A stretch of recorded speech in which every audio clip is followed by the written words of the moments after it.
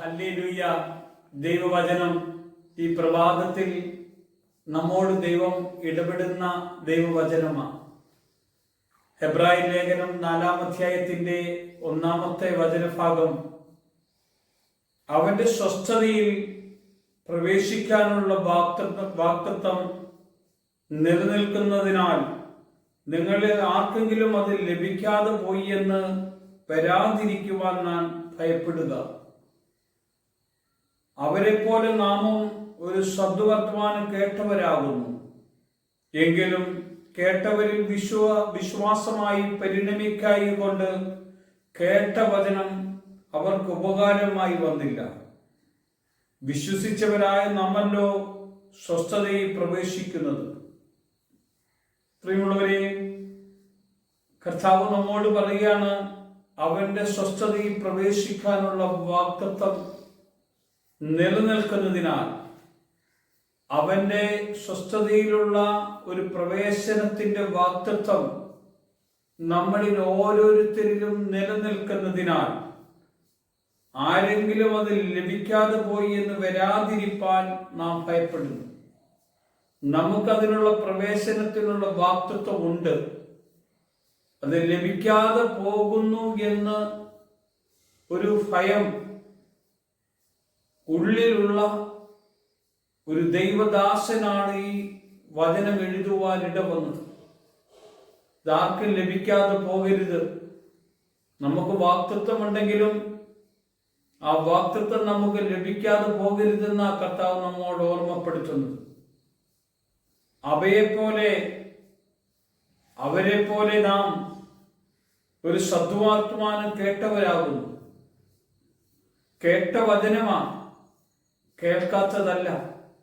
ദൈവം നമ്മോട് സംസാരിച്ച വചനമാണ്. ദൈവം നമ്മോട് പറഞ്ഞതാണ് ഈ സദ്വർത്തമാനം. എന്താ? യേശു കർത്താവ് ഈ ലോകത്തിലേക്ക് കടന്നു വന്നിരിക്കുന്നു എന്ന ഒരു സദ്വർത്തമാനം കേട്ടവരാ നമ്മൾ.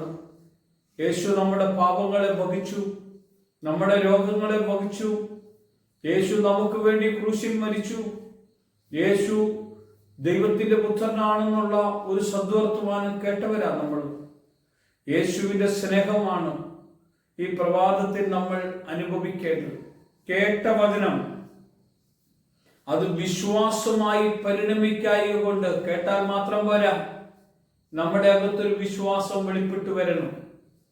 കേട്ട വചനത്തിന് ജീവൻ നമ്മുടെ അകത്ത് വെളിപ്പെട്ടു വരുവാൻ ദൈവം ഇടയാക്കണം.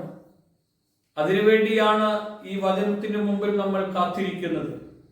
അവരെ പോലെ നാമും സദ്വർത്തമാനം കേട്ടവരാകുന്നു എങ്കിൽ കേട്ടവരിൽ വിശ്വാസമായി പരിണമിക്കായി കൊണ്ട് കേട്ട വചനം അവർക്ക് ഉപകാരമായി വന്നില്ല.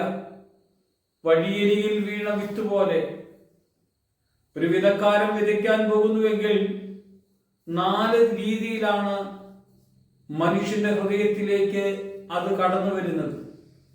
വഴിയരിയിൽ വീണത്, അത് പക്ഷികൾ വന്ന് കൊത്തി തിന്നുകയും മനുഷ്യരാ ചവിട്ടപ്പെട്ടു പോകുവാനിട വരും. പാറമേൽ വീണത് മണ്ണിന് ആഴമില്ലാത്തതിനാൽ കുറച്ചു കഴിയുമ്പോൾ അതിന്റെ വേരുണങ്ങിപ്പോകാനിട വരും.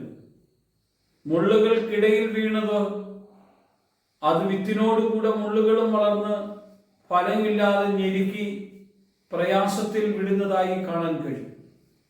നല്ല നിലത്ത് വീണ വിത്ത് 100, 60, 30 മേനി ഫലം കൊടുക്കുന്നത് കാണാൻ കഴിയും. പ്രിയമുള്ളവരെ, കേട്ട വചനം നമ്മുടെ ജീവിതത്തിൽ ഉപകാരമായി വരാത്ത വണ്ണമല്ല, ഉപകാരമായി വരുന്ന വിധത്തിലേക്കാണ് ദൈവം നമ്മെ മാറ്റിയത്. കാരണം വിശ്വസിച്ചവരായ നാമല്ലോ സ്വസ്ഥതയിൽ പ്രവേശിക്കുന്നത്. ഇത് നമ്മളെ സ്വസ്ഥതയിലേക്ക് എത്തിക്കാൻ വേണ്ടിയാണ്.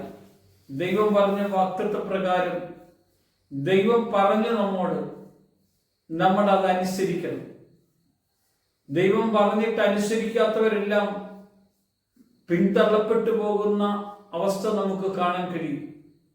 ദൈവം മുന്നമേ നമ്മളെക്കുറിച്ചുള്ള എല്ലാ കാര്യങ്ങളെയും പറഞ്ഞ് ദൈവം അവിടുന്ന് നമുക്കായി ഒരുക്കി വച്ചെങ്കിൽ ആ രക്ഷ വേണോ വേണ്ടയോ എന്ന് തീരുമാനിക്കാനുള്ള ഒരു സ്വാതന്ത്ര്യം നമുക്ക് നൽകിയിരിക്കുന്നു കർത്താവ്. കർത്താവിനോട് കൂടെ വേണമെങ്കിൽ ജീവിക്കാം, കർത്താവിനോട് കൂടെ വേണ്ടാതെ, കർത്താവില്ലാതെ നമുക്ക് ജീവിക്കാം. കർത്താവിനെ വേണമെങ്കിൽ കർത്താവിന്റെ വചനം അനുസരിക്കണം, കർത്താവിന്റെ വചനത്തിൽ ജീവിക്കണം. നല്ല ഈ ഒരു പ്രഭാതം തന്ന കർത്താവിന്റെ സന്നിധിയിലേക്ക് നമ്മുടെ കരം വെക്കേണ്ടത്.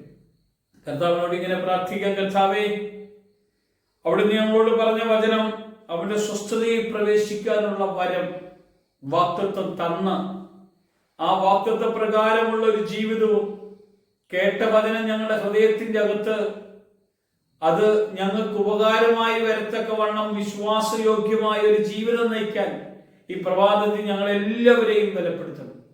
ഈ വചന സന്ദേശം കേൾക്കുന്ന എല്ലാവരും അനുഗ്രഹീതരാകണം. ജീവിതത്തിൽ വലിയ ദൈവപ്രവൃത്തി കൊണ്ട് തീർക്കണം. കർത്താവ് മഹത്വമെടുക്കണം. യേശുവിന്റെ നാമത്തിൽ തന്നെ ആമേൻ.